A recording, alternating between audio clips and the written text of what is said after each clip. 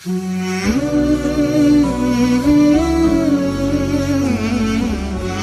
orang-orang tidak menikah itu bukan hanya orang-orang yang orang jomblo itu bukan hanya karena tidak laku gitu. Saya yakin Imam Taimiyah, kemudian Imam Nawawi itu kalau mau nikah ya banyak yang mau lah.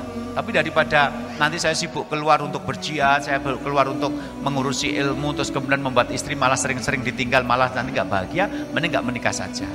Jadi intinya begini, kalau sampai akhirnya memutuskan untuk menikah atau tidak menikah itu pilihan kita, tapi lakukan pilihan itu secara sadar dan bertanggung jawab, agar suatu saat nanti Anda tidak menyesal. Jangan sampai Anda tidak menikah hanya karena aku tidak mau, kalau aku melayani suami, mentaati suami, aku pengen bebas saja, aku tidak menikah. Bayangkan saja, nanti kalau Anda sakit nggak ada yang merawat. Bayangkan saja, nanti kalau sudah musim hujan datang, ada kedinginan sendirian. Bukan cuma bumbu yang merasuk sampai tulang kayak ayam geprek, dinginnya juga merasuk sampai tulang gitu. Bayangkan juga kalau Anda meninggal, tidak ada orang yang mendoakan Anda. Lah Anda nggak punya anak. Bayangan itu juga, jangan sampai Anda tidak menikah hanya karena tidak mau direpoti urusan rumah tangga. Begitu nanti Anda sudah tua, sakit, kesepian sendiri, baru nangis delewer-delewer, nangis Bombay kaya film India. Ngopo aku udah beneran nikah.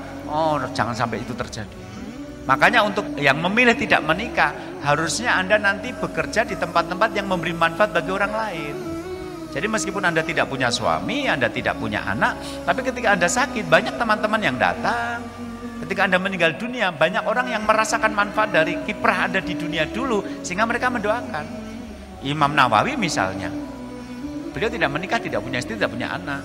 Tapi Anda mendapatkan manfaat ketika beliau mengumpulkan 40-an hadis yang paling mendasar tentang inti ajaran Islam.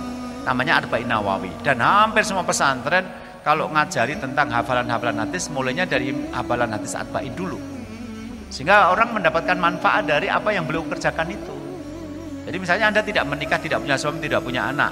Tapi misalnya nih ceritanya, Anda jadi tukang masak di sebuah pesantren, atau ibu asuh di panti asuhan. Nanti ada santri yang pinter, nah kalau pas dia ngajar di desa itu pulang ke pesantren telat.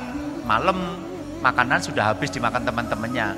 Anda ambil satu piring, Anda simpen. Nanti santri yang terlambat datang ke pondok karena ngajarnya paling jauh itu, Anda panggil, Mas, wis tak simpen gue nyomakmu. Nah ternyata suatu hari dia jadi ustadz besar gitu loh. Lah dia tetap mendoakan Anda karena gara-gara Anda dia nggak kelaparan, karena nyimpen makanannya misalnya. Lah nek wis ora duwe bojo ijenannya ngalah terus piye coba gitu. Jadi boleh saja Anda tidak menikah, dan dalam Islam orang yang tidak menikah itu adalah orang yang bermanfaat bagi umat. Jauh lebih bermanfaat daripada sekedar untuk anak dan istrinya. Jadi dia tidak didoakan oleh anak kandungnya, dia tidak dilayani oleh istrinya, tapi dia didoakan oleh umat yang mendapatkan manfaat dari kiprah yang dia jalani selama hidup itu. Jadi untuk yang memutuskan tidak menikah, monggo. Tapi jangan menyendiri pergi dari kerumunan orang, nanti Anda dilupakan sejarah. Kalau Anda tidak menikah, Anda bermanfaat bagi orang banyak, sehingga nanti yang mendapatkan manfaat dari Anda mendoakan Anda. Tapi bagi yang memilih untuk menikah, ya harus tahu bahwa menikah itu ada konsekuensinya. Ya saya tidak mau Ustaz, nanti kalau saya sakit sendirian, saya pengennya ada yang merawat. Saya nggak mau Ustaz, nanti kalau saya mati nggak ada yang mendoakan. Saya pengennya ada anak yang mendoakan. Saya nggak mau Ustaz, kalau nanti musim hujan kesepian. Saya juga butuh kehangatan. Ya aku jenenge bojo ya. Nek memang namanya istri berarti apa? Kamu yang belonjo dia. Kamu yang mau jaga perasaannya agar kamu dia bahagia menjadi istrimu. Orang pengennya punya istri neng sak geleme dhewe gitu loh. Nek pengen blonjo nek ora ya ora. Berarti nek blonjone dateng neng akeh nyenge daripada date gitu loh ya.